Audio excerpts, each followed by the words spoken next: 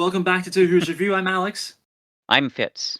and we're back again to discuss the second episode of Series 14, The Devil's Chord. Mm. This is the episode of the two that released that I enjoyed more. I really found a lot to like in this episode.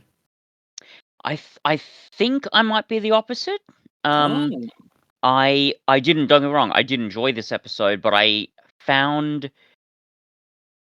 think there are more flaws with it. We'll see how we go with it, but interesting. yeah, this might be one of those interesting episodes where Maybe. Well, we clearly don't disagree that much. Hmm. We both like it, at least. Yeah. So this is. Hang on. Cut that out. So here we go. It's our first historical adventure with Ruby, and the first episode in a while, I think, that has been explicitly centered. Well, I was about to say centered around a historical figure. That's not entirely the case. Like the Beatles are very much at the center of the narrative, but they're not important characters like, say, Charles Dickens or Yeah, they're Winston more Churchill are. just a catalyst really, in Yeah, terms of yeah, plot to get to and the and ending. also the resolution, handily enough. Yeah. And it's I'm gonna say proper introduction to what they call the Pantheon in this episode, which is the sort of rogues gallery of extra-dimensional beings that accompany the Toymaker and were seemingly unleashed upon reality upon his exile. Yeah, I mean it seems like the wackiness and the madness of the Toymaker is clearly here to stay, and we're going to be treated to, as you say, a rogues gallery of One Piece inspired over the top villains. Yeah, and I'm here for it. I think it's something that Yeah, I think it's fun. after 14 seasons of Revival Who, it's refreshing to get something a bit different. And Yeah. these kind of essentially elder gods, which is sort of what they are well, I mean, I think it's most effectively communicated when the Doctor is just like so afraid and being like, I only barely scraped by last time. How the hell am I going to keep doing this? There's more of them coming. Yeah. It's a really, really effective exchange because it's something that, like, because a critique I've seen of the Giggle is that it's a bit too, like, the resolution is a bit, I forget how it's exactly it's phrased, but people don't like that the Toymaker was defeated with a game of catch because they were like, he's too powerful for that. And I'm like, well, no, it's the Toymaker's rules. So it's very clearly defined by that. And also, you're forgetting that the Doctor had to break the laws of Time Lord regeneration to defeat him in the first place. Like, it literally took everything. It works well enough in the story. It's not it's not a like a world breaking sort of event, and it's built up enough for it to work, I think. Because the impression you get, and the Doctor sort of goes into it, is yes, they won, but by the skin of their teeth. Like the Doctor really could have very easily have lost that battle. So yeah. I think that the easiest place to begin with this story is I'm gonna say runaway crowd pleaser, at the very least in terms of a performance aspect, and that is in Jinx Monsoon as Maestro. Now, like, this is just a tour de force of acting. I'm sorry, like, this was an insanely good performance. Yeah, like, and given how over just like eating up every little scene, like this was the definition of like a scene stealer. Like whenever the Maestro is on screen, I just cannot look away. It's such a captivating performance. Yeah, and given how over the top the character and the performance is, there's still a lot of nuance in it, which I really appreciated. Yeah. What Jinx Monsoon does with her voice, for example, is interesting because she can do these sort of, these high, very melodic falsettos, but then there are other moments where she's got this kind of terrifying growl to her voice, and it just gives, again, a lot of dimension to this character, which is really quite exciting. Yeah, like it's such. I can't really describe it in any other way, but like it's that thing where the range is like they can go from like enticing to like captivating to like scary to menacing to like insane to methodical. Like there's such a gambit of emotions on display here. Yeah.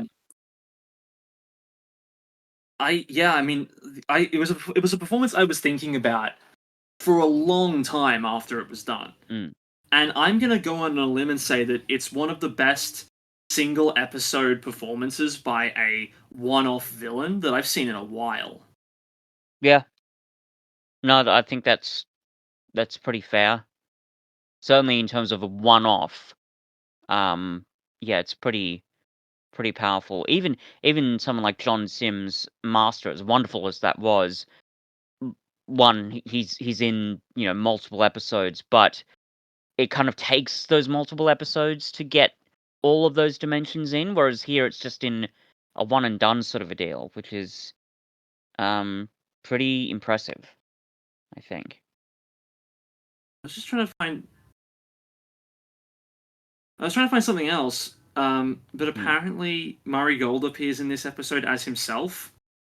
Yeah, apparently. I just looked it up on IMDb. Yeah, I'm there right now as well. I didn't. That's interesting that. Okay. But I'm also trying to. Okay, never mind. I heard somewhere that perhaps Maestro would be a recurring villain in this season. I don't think I may have been misinformed about that, or maybe the source was misinformed because I don't know how likely that is based on what we see in this. Although the ending teases that it might. But anyway. Yeah, I think here's the most telling thing about this performance for me. We talked a bit last time about how the online reaction has been a little predictable from a certain subset of Who fans. I have not seen a single person online, and maybe it's because I haven't been looking in the right places, but I haven't seen a single person go, "Oh, they're putting drag queens in it now," or "Oh, this drag's terrible."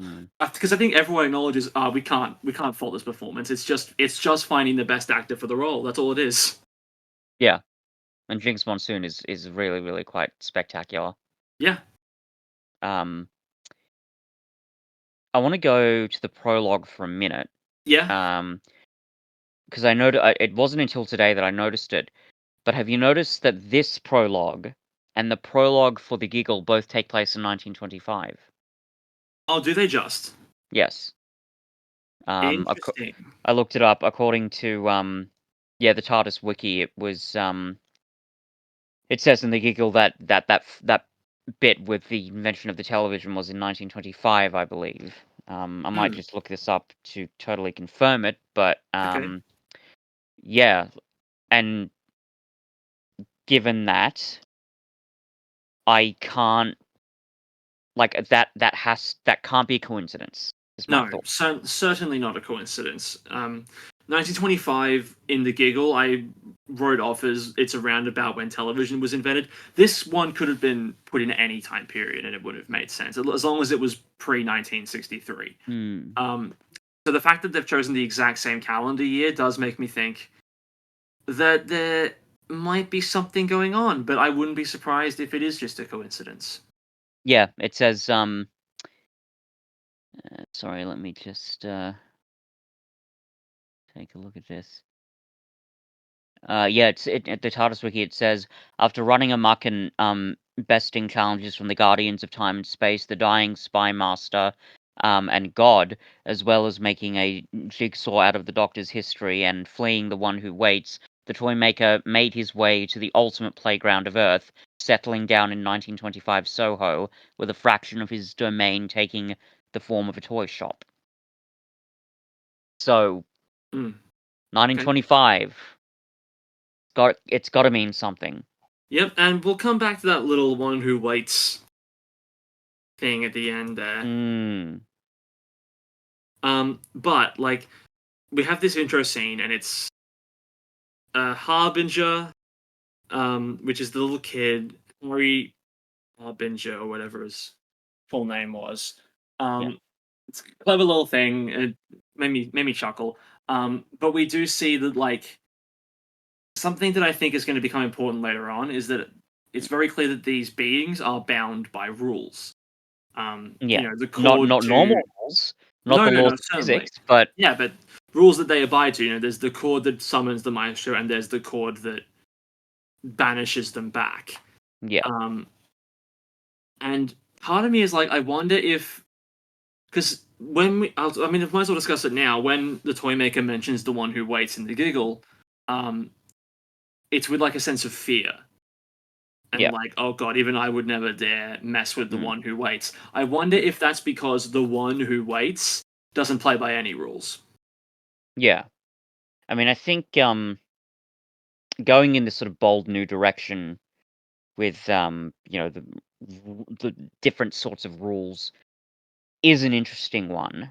Um, whether this, one who waits business will culminate in a being that isn't bound by anything, it seems likely, honestly, given that there's a pretty heavy emphasis placed on the rules in this episode and the giggle.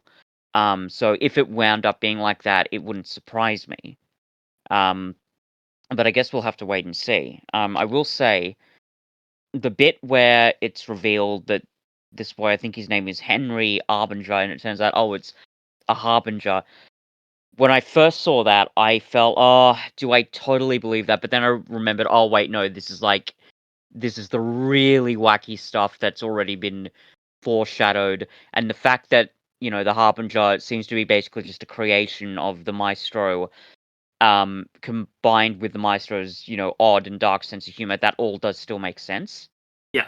So that certainly doesn't bother me as much as it did the first time. And I think it helps with both world building and the characterization of the maestro, which is pretty good. Um, I'm really, really quickly jumping back to Space Mm, Babies because we didn't mention this last time, and I'm upset that we didn't. But the exchange at the end where the doctor's like, "I can never take you back to see your mum," and Ruby's like, "Well, mm, too bad because I am. It's my foster mum." Really, mm. really sweet, really nice Yeah, that was nice. episode. And you could almost like the doctor figures out what she means, but I, as an audience member, felt like I was figuring that out too in real time, and that was quite Yeah, nice. totally. Yeah. Um, But it leads back to the start of this episode. mm, The doctor and the Ruby has a request. I want to see the Beatles record their first album. mm, Easy. I can like instantly believe that that could be one of someone's first requests when concerning time travel, right? Like, mm. I throw my hands up in the air. I've never listened to a Beatles song all the way through. I have no attachment to their music in any way. Yet I cannot deny the insane cultural impact that they left. So, like, it's Yeah, not unreasonable to go, they are worthy of a Doctor Who spotlight episode. yeah, yeah. I think so too. I'm not a like. There are a couple of Beatles songs that I've listened to. I'm not a huge Beatles fan either, but yeah, like their cultural impact is pretty significant. Mm, Everything from the way they wrote uh, pop tunes to the way their albums were produced, you know, innovative and um, what's the word I'm looking for? Oh, the impactful stuff. yeah.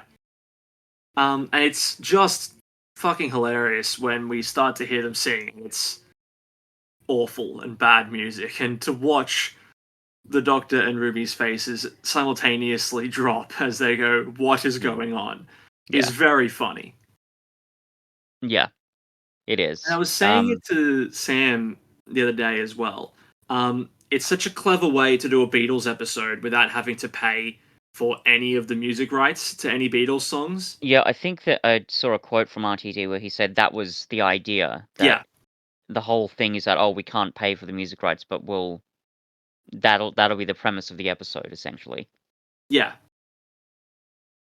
which is quite And funny. we find out that Maestro, over the last 40 or so years, has been draining music from the populace. And Mm, in a similar way that the toy maker influenced humanity to be arseholes, Maestro is now influencing them to be dull and droll and sad people, yeah. essentially. And it's very similar stuff there. Um, and I think the episode does a fine enough line of doing the whole music is important message without being like too like unbelievable or on the nose about it. Yeah, Because it's especially not. when you combine the influence of Maestro, I can be like, okay, this makes enough sense to me. Yeah, I thought like in the end, like near the end, when they go to the future and the Doctor says, no one had a way to express themselves, so they just fought wars without ever even knowing why. When you have that sort of messaging, I think there's a very real risk that it's going to become really like beyond sentimental, like truly trite and frustrating, but it's handled really well here, I think. Yeah. It does make sense because, yeah, honestly, I could believe that, and I don't know, maybe this sort of goes to some arguments that are sort of floating around the ether nowadays, but Hmm. I wonder whether that section of the episode demonstrates how important art is and how frustrating it is that artists, whether they're writers, musicians, visual artists, whatever, the fact that we're sometimes not taken seriously. Actually, But yeah, I mean, then this there might episode be an sort of element points of that. out. Sorry. Well, there might be an element of that in there, certainly. Yeah, like it, but they're pointing out, well, this is what happens without it. I mean, Yeah. granted, it's a very extreme Yeah, and again, demonstration of that point. I think that without the Maestro's influence, I think it might have fallen a bit more flat Oh yeah, yeah. because certainly without music, there's still art. There's still Yeah, painting and yeah. sculpting and acting And and also writing the, and the the loss of the music is only for about since the 20s, which I mean yeah, that's 80 years, but that's still it's not like the maestro took away music from all of human history, for example. That'd be probably a different thing. totally, Um, yeah. but yeah, but I think those themes are handled pretty well, and I even thought, and maybe was like so they talk about music, right, and they essentially say that it's like a universal thing. But they go even further in saying that music isn't just music, if that makes sense. Like Mm. the idea of making a musical sense of the world, putting rhythm and a sense of harmony and melody to anything in life is a very sort of human thing. It's Which also is, just a where very. It's also got a scientific basis behind it. All sound is vibration, yeah, and all things to some degree vibrate. It's just what yeah. we do. And it's when that bit where the sound gets cut out, when the Doctor's using the sonic screwdriver, I assume, to take the sound out of the air, that's Yeah, when I actually really thought of it. It's like, oh yeah, this is more than just, a fun, jaunty tune. There's more to it than that, which is just really interesting. And it also fits into the whole Aeolian uh, tones of it all. yeah. Um, so I actually really like the way that that's handled. That they are that RTD really is sort of exploring sort of the very meaning of what music is. Um, and I think I actually first watched as they did it on a second, so that's kind of great. Yeah. Well, it's in this period as well that we get a conversation that I wasn't expecting between the Doctor Mm, and Ruby, and it's when he's mm, talking about his life as William Hartnell with Susan. yeah, And I remember listen, I was watching it and I was going, "This is by far the most the show has come to acknowledging Susan in decades, oh yeah, easily, yeah, easily." Um, and just the acknowledgement of that, and I know it's been a bit of a question, right? Since mm, really since 2005, the question has been if all the Time Lords are gone, what happened to Susan? And mm, it's explained in a really neat way here, where it's like, oh, the Time War, uh, all the ripples in time, and the fact that the Time Lords were such a big presence, something might have happened to Susan as well. I'm fully willing to accept that as an explanation. mm. Um, at the very least, I'm willing to accept why the Doctor hasn't gone to check, because I think in his mind it might be a thing of like, I can't bring myself to confirm that she's gone, yeah.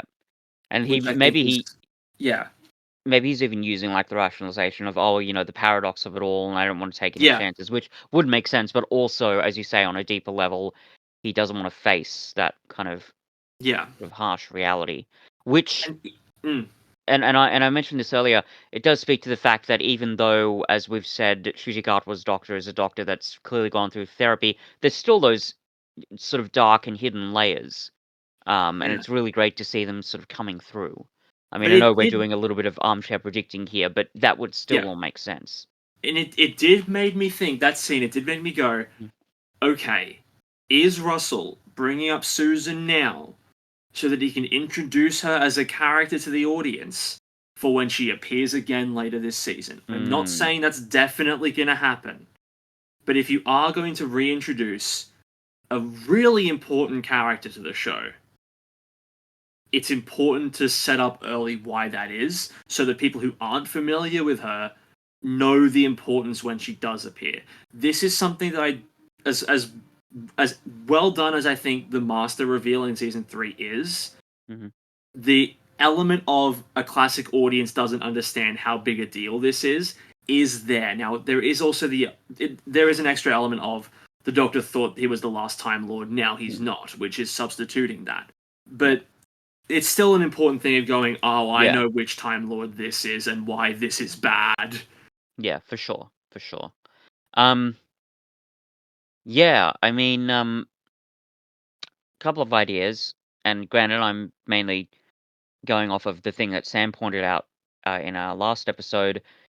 This old woman who's being played by this same actress. Oh, Could see, she be Susan? is I well is Susan's actor alive? Good question. I Because if am she going to is, it look would that be up. in really poor taste to recast. Yes, I'm going to look that up. Give Especially me a minute. since Ian's actor came back for Power of the Doctor. Like, why would Hmm. you do it with one of them and not with another? If she's not alive anymore, that's a different story. But I haven't heard anything about. Uh, uh, uh, Um. Sorry. Give me a minute. Um. Yeah, she's played by Carol Ann Ford, mhm. who does appear to be alive. Okay, well, in that I case, guess. I don't think in that case that Susan is this mystery background Yeah. character Yeah. who keeps popping up, because if she's coming back, I would expect her to be played by Carol Ann Ford. Yeah. Yeah. That's very true. Um. And that's also why I'm thinking she's probably not Mrs. Flood either. Hmm. They could make the justification that she might have regenerated, but Hmm. I would still prefer that to not be the case. Yeah. Yeah. Yeah. So, I mean, look, maybe it's possible, but yeah, like you say, that surely they would have asked Carol Mm, Ann Ford to come back if it yeah. was. Um. I like the implication as well in that scene, and it's a Mm. completely different thing. But depending on when in 1963 this Mm. is it at all possible there are currently 3 doctors running around in London in 1963? The first Doctor who lives there, the 7th Doctor dealing with the Hand of Omega, and now the Mm. 15th Doctor dealing with Maestro. Is there any chance at all that all 3 of these things are happening at around the same time? It'd be interesting if it was. Um. I wonder if we went back and looked at Remembrance of the Daleks, if there was any lack of music. Uh. Maybe. Well, timelines Yeah. changing things. True. It's not that big a Actually, deal. that does remind me. I don't know if it's really cleared up in the episode. I don't think it is. But if the Maestro is defeated, does that mean that music only sort of really returns to humanity from that point onward, or does that mean all those 40 years where music was sort of being siphoned off, does music sort of return to those eras as well, if that makes sense? It's difficult to say because when the Toymaker is defeated, it's not like people just forget that they were all assholes for a bit. Mm. Um, but I could also see, just as a hand wavy thing, for them to be like, well, just so that we don't have to bring up the 4 decades of darkness where, like, presumably, like, Frank Sinatra wasn't making music or Mm. anything like that. I could Yeah. very easily see them just going, okay, well, when the Maestro was defeated, it sent ripples back and, like, fixed everything. Yeah. Um, Either way wouldn't I surprise me. Yeah, I'm more inclined to believe the second idea. It certainly would make sense. Yeah. And I mean, I would like an explanation, like going into detail of how that all works. But like, even if they don't give a detailed explanation, it still makes sense. Like, fucky timey wimey stuff. That's the answer. Basically, yeah. Yeah. I love the scene where Maestro basically devours an old lady as a moment of like pure horror in the episode, just as a way of being like, yes, this character is a little uh once again I'm struggling to find the word. It's on the tip of my tongue. Goofy. It's goofy, but like, oh god,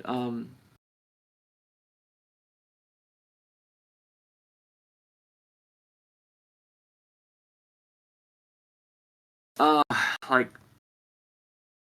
unique personality. Goofy. Also on top of that, they're a bit Eccentric. eccentric. They're a bit eccentric. Thank you. But You're this welcome. is why we should take them seriously. Right? Like Yeah, yeah. it's one of those obvious. It's one of those classic moments of being like. It's once again bringing it back to the Slovene from last time. Hmm. It's like the moment where they go from farting to zipping open their heads and consuming a man and flesh and hollowing him out to use his skin. Right? It's a similar thing to that, where it's Yeah. like, okay, here's the fun, and now here's the serious. I mean, it's the same thing with the toy maker, even that because Yeah, he's a very fun and funny character, especially the way Neil Patrick Harris portrays him. But there is a real darkness, and to go back to spice up your world, that scene is really terrifying, and that's yeah, not the only scene because there are a bunch of really freaky scenes in that episode that still haunt me slightly. So I think, as you say, that they obviously have to make the threat real. yeah. Um, I and in a way, maybe that's one of the things I didn't. Well, it's not that I didn't like it about the episode, but that darkness. I wonder, could they have gone further? Could we have? I don't know how they would even have done that, but I think that if you go darker, um, you risk almost undermining your moments when you do get a bit goofier, because like the mm, music battle at the end is inherently goofy, and that's not a bad thing. And the worry is if you go too dark, there's a chance of going, well, why is the maestro acting goofy now? This is the moment where they should be showcasing their full power because this is the threat, you know? yeah, I guess so.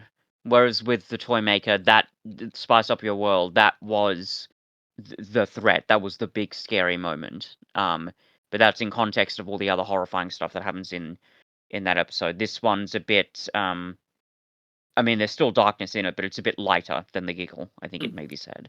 And the Um, entire sequence where they're in the nuclear winter version of London and mm, Maestro puts up the apparition and puts up a big projector screen and does all the piano stuff. It really reminded me of a bunch of those scenes from the giggle when the Toymaker was basically just using reality as a yo-yo, essentially, a plaything, yeah, and I doing really like whatever the that. hell they wanted.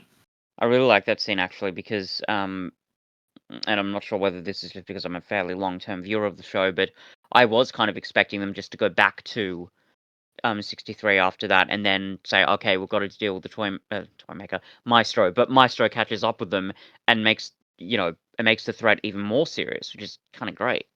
Yeah, definitely. Yeah. Um,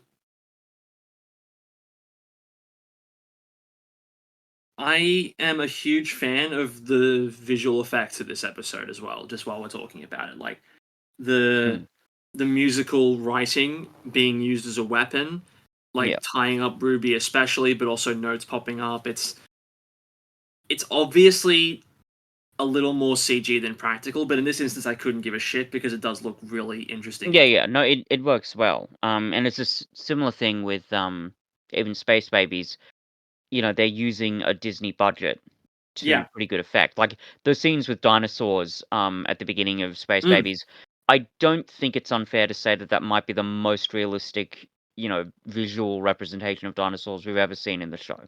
But also even just the exterior spaceship shots and space station shots and the Mm. TARDIS arriving for the first time. I remember watching those and going, "This is as good as a TARDIS materialization has ever looked."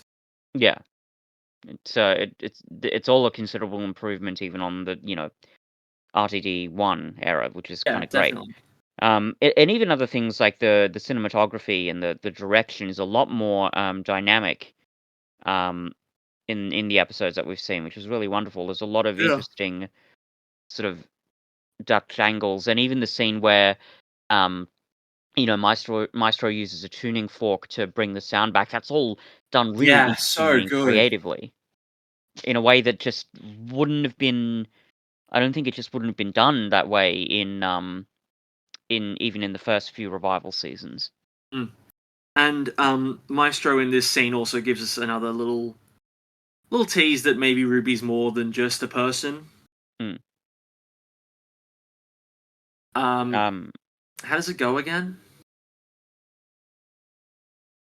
Oh, so which part are you talking about with the fork tuning bit, or Oh, it's when Ruby's tied up with musical Oh, notes, yeah, and yeah, then yeah. Isn't it they start playing the God, what's the song, the Christmas one that I'm forgetting? You know what I'm talking about. yeah, And not and Maestro's like, oh yeah, she's got music within her or something like that.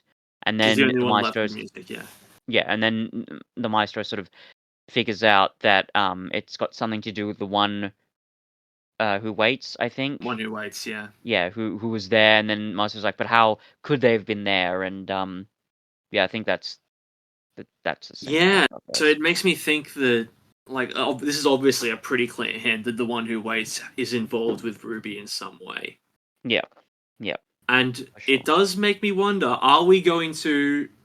Is the twist going to be that somehow Ruby Mm, is the one who waits? Because mm, she has been waiting to meet her birth mother mm, for a long time. mm.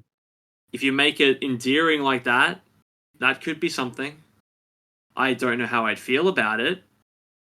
Do you mean in a kind of Ruby being sort of a twist villain sort of a way, or No, just no, as she won't a be not as a twist villain, but or at least not to the point where she turns around and goes, "Mwahaha! I have tricked you all." yeah? But if she is a twist villain, it's going to be there's something dormant inside Ruby's genes that Do you is like mean this is maybe a weird comparison to make, but do you mean like 2017 DuckTales Magica Dispel sort of a way, or kind of, yeah, yeah. yeah, That's kind of pretty much that's exactly what I'm imagining, which is yeah, the Doctor Who connection in that is not lost on me either. But I mean, I don't. There's clearly something personal that connects Ruby and the one who waits because Maestro specifically brought them up after yeah, really like examining Ruby. yeah, Clearly, they're yeah, linked in some way, but I yeah, don't know what yet. yeah.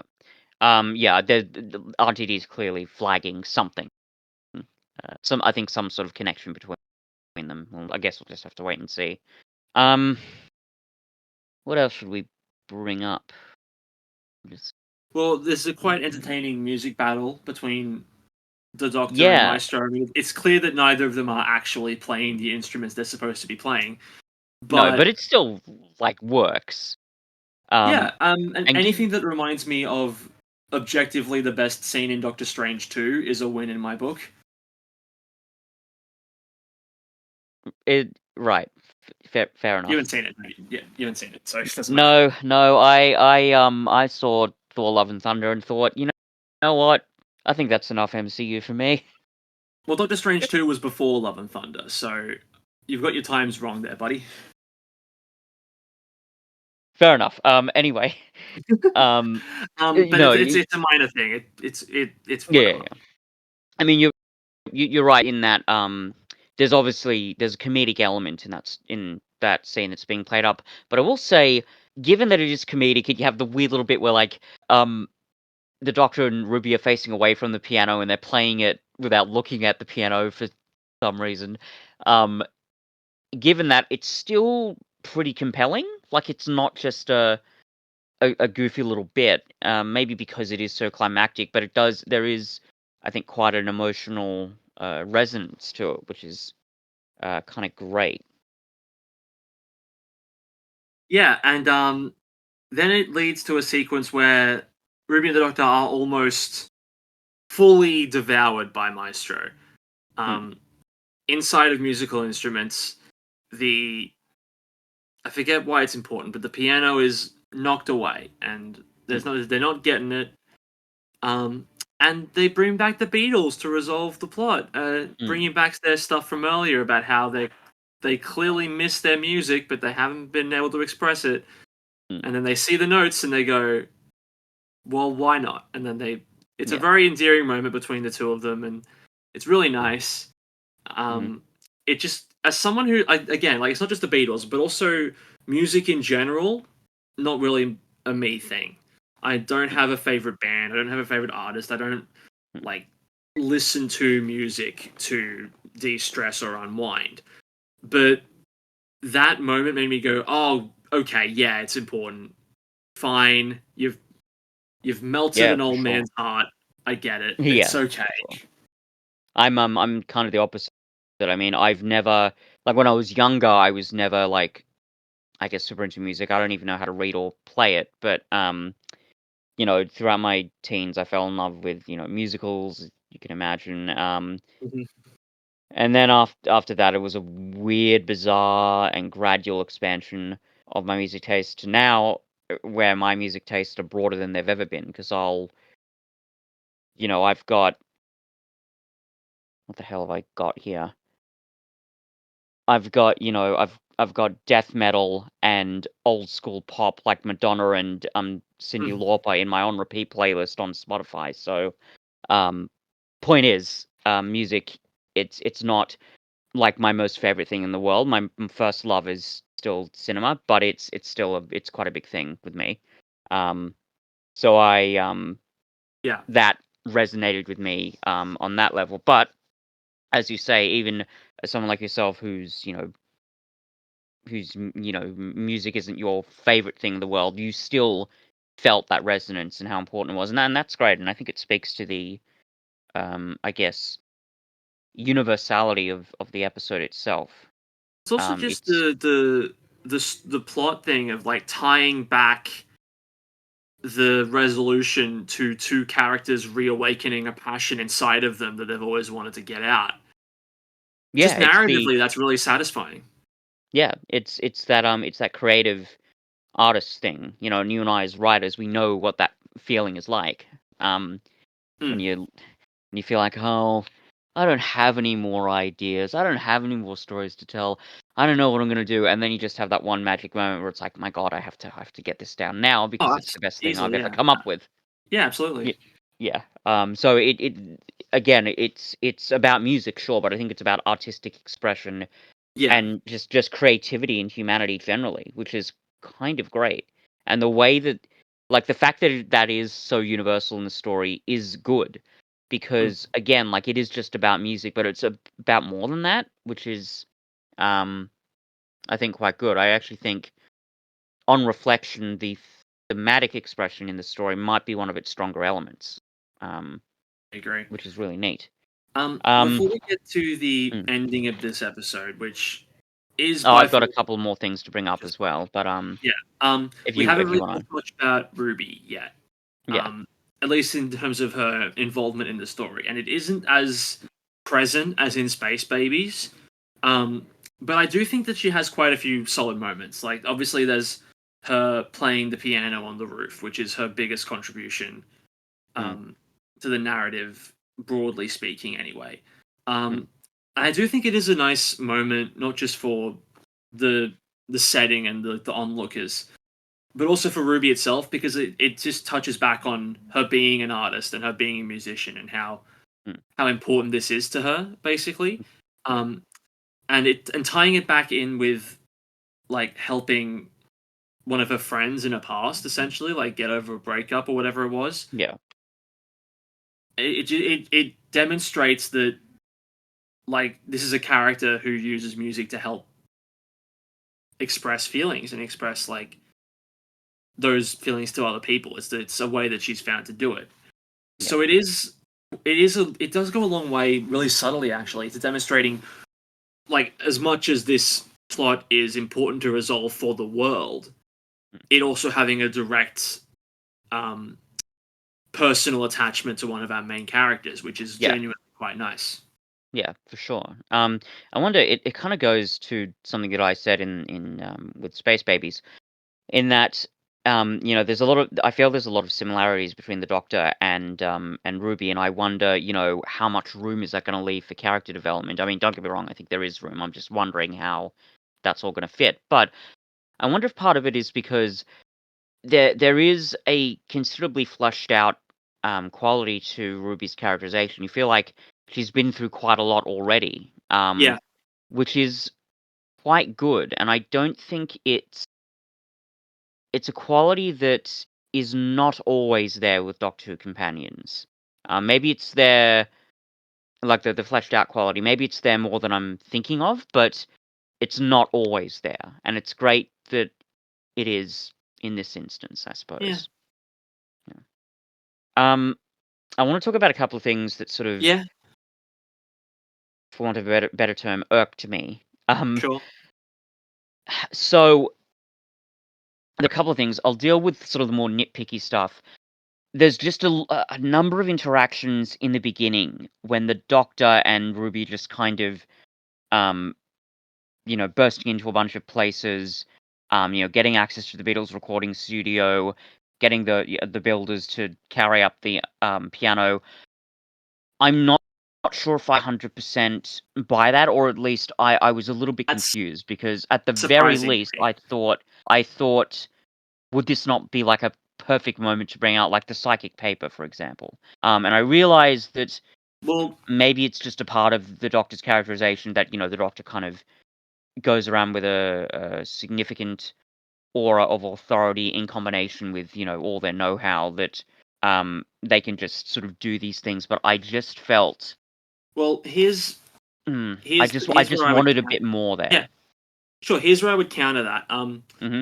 Walking in, like obviously when they walk into the big band recording, that's obviously played as a joke. So that's Yeah, completely outside of the equation. yeah. When they walk That's not. into the when they go into the mini recording studios, Mm, no one who works at that high of a level knows all of the help. No one, especially not in the 60s. yeah. So I Um, don't have any issue with that specifically. I think there was one line, and I get maybe this is a bit of a nitpick because I get it was more of a comedic thing. But when Ruby says there's always a Janet and everyone wants a cuppa, I just thought, mm, I want. No, again, I get it because that is a character who, at that time, would not have been treated the best by the higher ups, given who she is.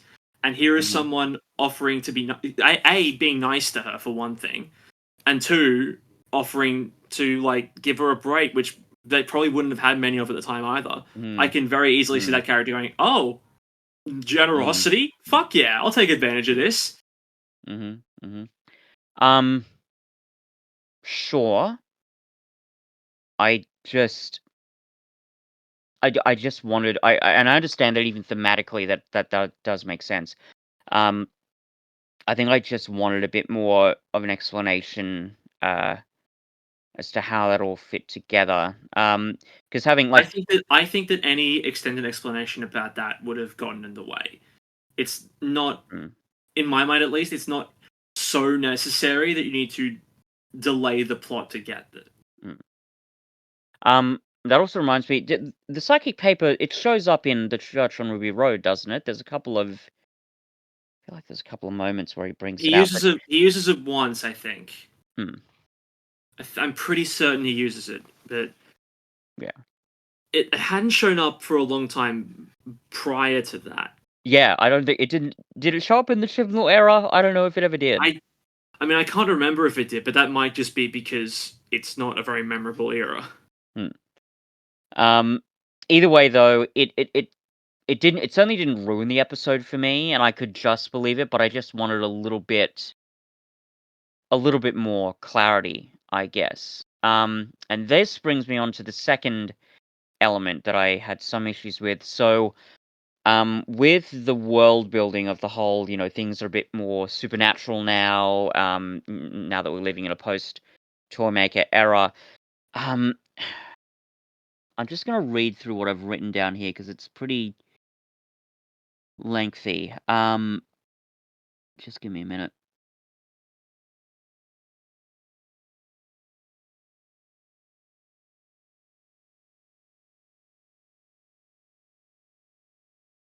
I think, like, the way I don't know, what was it that really got to me? I think something about the maestro's motivation, I think, sort of stuck out to me. Like, it's clear that they're, for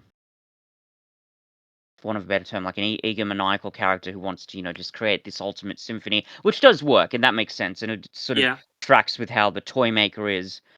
But I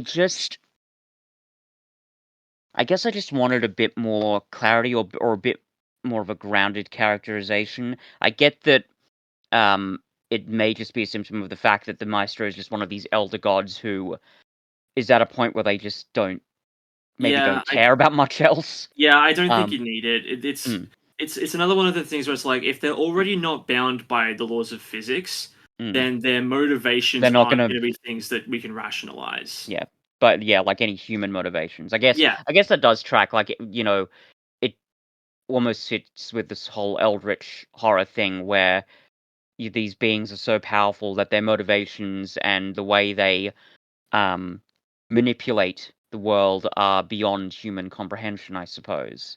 and even at the very least, like from how it's displayed in the episode anyway, a huge part of the reason why the Maestro is trying to create this ultimate symphony is because evidently it feels good for them.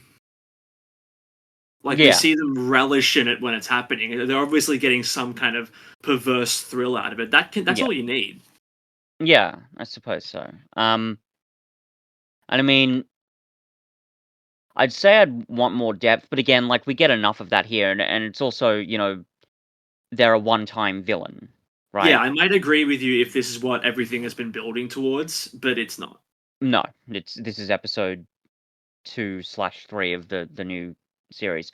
I think it may have just been a general thing with me, and also maybe goes back to Space Babies, but just sort of getting used to this more supernatural-oriented Doctor Who is going to take a bit, and I think there wasn't a lot of explanation given as to how the Maestro worked. There didn't really need to be because it was already established with the Giggle and even the Goblins and the way their technology worked, I guess.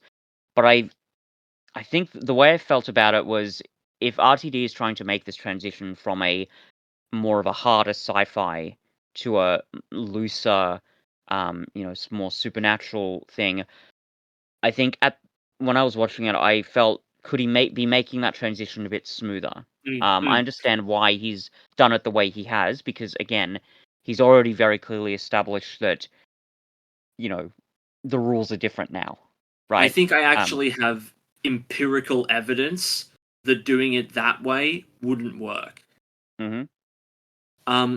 Do you remember the episode Amy's Choice? No. Cool. That would have definitely been in the not just in the Moffat era, but when I would have been very inconsistent, I think, of my viewing of it. But remind me in any case. It's a very early Matt Smith episode. It's like halfway through his first season, and the main villain of that is Toby Jones as the Dream Lord. Oh yeah, yeah. The conceit of that episode, for those of you who haven't seen it, is that the Dream Lord has trapped the Doctor, Amy, and Rory in two different realities, one of which he's saying is a dream, one of which he's saying is reality. And he can, whenever he wants, make them fall asleep in one reality and wake them up in the other. And the idea is, kill yourselves in the dream, you'll wake up in reality and you'll be safe. And his powers, as demonstrated in that, seem very, very similar to the powers of these elder gods that we've been getting. Like, appears whenever they want to, full control over everything. no real like rules that bind them beyond the ones that they're imposing on themselves. Like, you know, it's very very similar ground to this pantheon essentially. Sure. When you get to the end of the episode, you learn that the Dream Lord is actually some specks of psychic pollen that fell into the TARDIS console on their last trip to the previous world that they went to. And it's Right. not as interesting anymore. It's just not. It's just not. They try Yeah. to tie it into the psychic pollen was feeding off darker aspects of the Doctor's identity, and that stuff is interesting. But like, it's not nearly as interesting as saying there are powers in this world that are beyond our reckoning and Yeah. they can do what they want, because that's scarier. Yeah. It's Yeah. so that's why I think I disagree when I say I wish Mhm. there was more explanation, because I don't think it's necessary, and if it was there, it would probably muddy the water and sort of make things less clear. Mhm. Mhm. Um. Um. Can I just ask that Dream Master episode? Did Moffat himself write that? This is a No, tangent. that wasn't a Okay. Moffat story. That was someone else. I'll look it up now. Fair enough. Um. Yeah, but I guess your point does make sense. Um. I just It's feel like the more you explain that which the show calls unexplainable, the more you ruin what's going on. the mystery. That episode was written by Simon Nye, Right. Um. who wrote Men Behaving Badly, a few other Finding Alice, Mm, uh, a few other BBC things. yeah. I think because even if you compare it to like the goblins, right, with their technology, there was a little bit more of a harder sci-fi thing given Mm. to that. And I think again, maybe it's a personal thing. We'll see how it all pans out by the end of the season. I may change my mind, but making that transition, I just wondered, could it have been done more carefully? Well, I think Um, another thing is that the goblins are clear.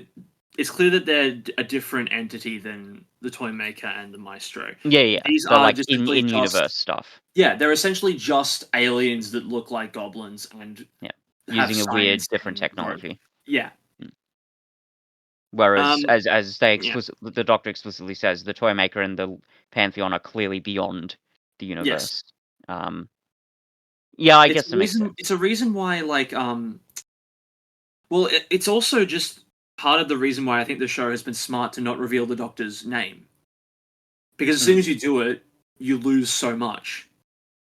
Yeah, that mystery is the core of who they are. Yeah, exactly. And Um, the minute you quantify something that Young, you've previously said, this is unquantifiable, yeah. that's the moment when you go, oh, okay, so I'm not as worried anymore, because if there are quantifiable things, then there are ways to exploit them to beat them.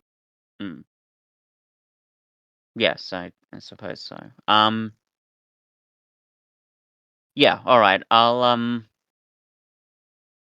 say this: that shock of transitioning from one form of sci-fi to another, that is still there for me. But I will admit, yeah, Sure. like at the very least, was RTD supposed to sort of deal with these issues? Because as you say, if the only alternative that I'm certainly putting forward is to give more explanations, would that not have just ruined the mystery? I think it would. I'm not saying there's no way you can do it the other Mm, way, but at least from what we've seen of it in Doctor Who, that's the mm. way it's worked. Yeah. Um, Also, and I mentioned this to you privately, the bit where it gets pretty meta when the Doctor looks at the audience and winks. So I have a couple of sort of conflicting feelings about that. On principle, I'm not fond of it. I feel it's just a bit too meta for my taste. It's like phrase this. I wouldn't say it's obnoxious, but it's just this is a very Why? dumb way of phrasing it. It doesn't make me feel great inside. I know that sounds really Okay. weird and dumb, but like You know what I putting mean? it Like I okay. watched that scene and I'm like, oh, okay, that's Mhm. And that's what we're doing, is it? I think even at the time I said to you, at least two other doctors have canonically broken the fourth wall in the past, so I don't have a problem Yeah, with it as much as you what do. was the other one apart from Just Peter Capaldi? Tom Baker. Right, when he wished a Merry Christmas. Right. Yes. Okay. But putting that aside as well, I'll ask you this: Why do you think you didn't have the same reaction when Maestro was doing it? I think it was because Maestro is part of these other world entities. So maybe it was that it felt weird that the Doctor specifically was doing it. Right. I'd like if these things are beyond the universe and they are powerful and they are sort of terrifying, well, then why is the Doctor sort of being able to dabble in them? I will say this though. I did write this down. I noticed that when the Doctor winks at the audience, they use a particular sound effect, and it's the same sound effect that the Toymaker uses when he winked at the audience and winked at other characters. Actually, I'm not sure if he winked at the audience, but when he winks at other characters, I think it's the same sound. okay? Because I know there's a sound effect that played whenever he would flash the golden tooth. Is that the Yeah, sound effect that you're thinking of, or was it specifically a wink? I think I think there was a specific wink, but it was used for both. Okay. Yeah. I think there was a scene in the toy shop where he might have winked. Well, But either way, there's that similarity, and I wonder, because I think you highlighted this yourself, when we talked about this privately. This is just the world we're living in now with Doctor Who. We're in crazy pantheon interfering, bizarro world where stuff like this well, can kind of happen. you could also reasonably infer it as a bit of the magic that the Maestro left behind, Yeah, which brings us handily to the final sequence of the episode. yeah, There's and always a twist at the end. and I think I was. That's one of the reasons why I was torn about it. That line as well. It's like, oh, the thing with with my adventures, there's always a twist at the end, right, audience? That was a little much for me, but I really do enjoy that musical number. It's very Well, fun. It's a yes, great song. this is the main sticking point for a lot of people around this episode, right? Yeah. The extended 3 minute song. There's always a twist at the end. Hmm. You either love it or you don't. Yeah. And while I can understand on a gut level not being a fan of musicals Hmm. and therefore being distracted by all this, Hmm. think about the mechanics of what we know about these characters and also the narrative principle at play here. Oh I'll break yeah, them for down in sure. two parts. Number one, Like, oh these yeah, go ahead. eldritch beings are fully characterized as when you beat them, you get a little something, right? Hmm. You exile the Toymaker, you get a bit of a prize because when you exile them, Hmm. a bit of their magic is still floating around. It's how the Doctor was able to Right. duplicate his Yeah. TARDIS. Same things obviously I applying had here. forgotten about that. I must admit, I did forget about that. But anyway. Yeah. Well, the same thing's obviously applying here, right? You can defeat the Yeah. Maestro, and then a bit of their magic is still floating around. It's how the Doctor's able to break the fourth wall, and it's how everyone's able to launch into song. And But that's how the even flash mob was invented. it's basically, yeah. But even putting all that aside, look at the genre that we're dealing with here, and don't say sci-fi. Look at the time frame and the setting that we're dealing with. We're in the 60s, Hmm. and what has been the plot? There is no more music, and everyone is sad. If you Yeah. don't end that story with music being back and everybody being happy, it is so narratively unsatisfying. Yeah. Because This was the only logical conclusion of this episode, and I don't understand when people have the mentality of the ending completely came out of nowhere and it ruined it. No! Narratively, it needed to happen. um yeah, I mean, maybe there are other ways related to music that it could have worked. Like, God, there's a movie which I'm forgetting the name of. I haven't seen it. I've only seen one scene from it. It was made in the 30s, and there's a bit where there's this basic tune that's basically being carried all throughout a whole town, and groups of people keep singing the same tune, but in slightly different ways. Like there's a a troop of marching soldiers that sing it as a marching song.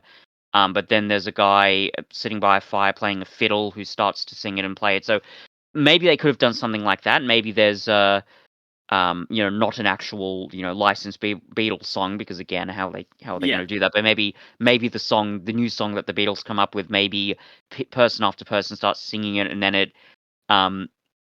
it sort of spreads throughout the town. But even if they did that, it would still probably have culminated in a musical number. So exactly. we would have got there anyway. Yeah, definitely. And I think, as you say, thematically it makes sense, right? Yeah. Having it end not just on a triumphant note, but this sort of note specifically, a musical note, if you will, does make sense. Yeah, and even within the song, like, and I think it was pointed out to me by Sam the other day as well, but like, there's always a twist at the end. On a surface level, refers to the twist that everyone is doing, the dance, the 60s dance, the twist. But then mid-song, Harbinger pops back up. Yeah, Harbinger shows up, which and he's doesn't like, give it an extra layer. That's the twist. That's the twist. Yeah, which is actually pretty good, I must say. Yeah. And I wasn't paying attention to that as much as the second time because you were able to point it out to me. But yeah, that's actually pretty decent. I think this, again, maybe a personal thing. For me personally, if there was a way to work in that scene without the Doctor making that really meta reference to the audience, I would have preferred it. But it's kind of not really possible because it's about a twist and then a twist. So yeah, it's I think that without that moment, the transition is way more jarring. Yeah, well, again, as I say, like, it, for that reason alone, it kind of needed to be there. Yeah. And all. So yeah, again, I'm torn on that. I would, on principle, I don't like the over meta quality of it, but I'm glad it exists for what it gives us. Yeah. At the very least, and I've mentioned this before with Doctor Who numerous times, even if you argue that that is an objective flaw, and I don't even know if you could, but even if you could, as with a lot of Doctor Who, it's taking a risk, and it's doing something very wonderful and interesting and entertaining in its own right, as has been the great tradition in Doctor Who. And I will say, I mean, I think you said to me privately, Cuff, Doctor Who is back, thank God. And I do think that's true, but I think one of the ways it's come back is in RTD's willingness to take these very bizarre risks, which, whether or not they pay off, I'm so glad they're there, because apart from the fact that, like, I want to say there's been a lack of risk in Doctor Who, specifically during the Chibnall era, but the fact is, unfortunately, there were a lot of risks taken during that era, but they weren't good ones. No. They weren't effective ones, and they weren't done well. So it's good to see risks that are taken that are, on some level, at least paying off.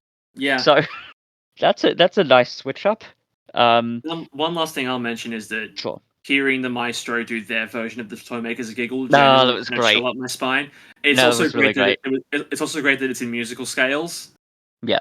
Like, it's like 1, 2, 3, 4, 3, 2, 1. It's that thing. That was very, very clever. Really great. I really hope that becomes a recurring thing with all of them, just to herald the coming of these ancient beings. It'd be so great.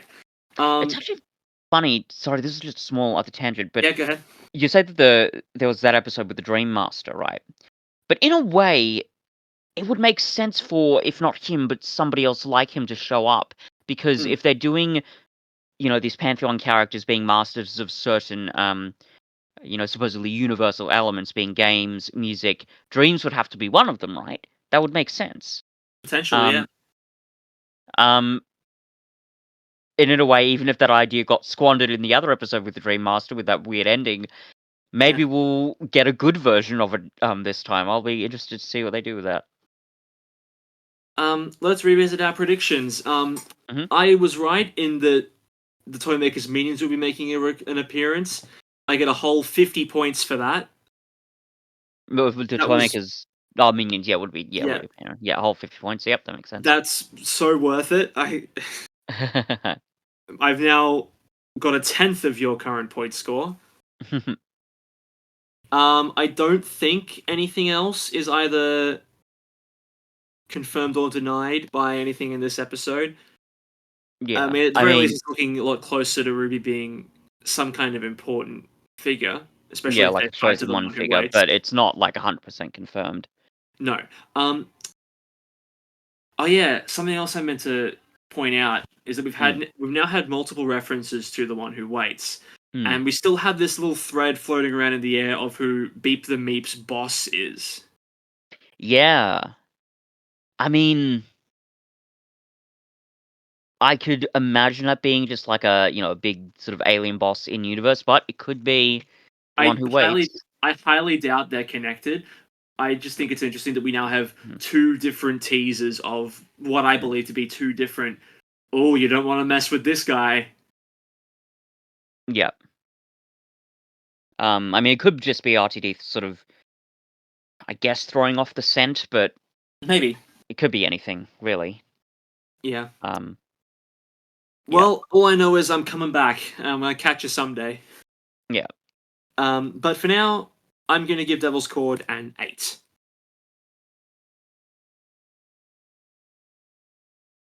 I was gonna go with a 7, but I think an 8 might be more appropriate because again, even if I've got some issues with it, the good parts are really good. They do kind of make up for it, and I think it's an episode that I may enjoy to an extent, at least, the more I watch it, which is kind of great and exciting. And certainly, it's been a long time since I've been able to say that about a lot of Doctor Who episodes.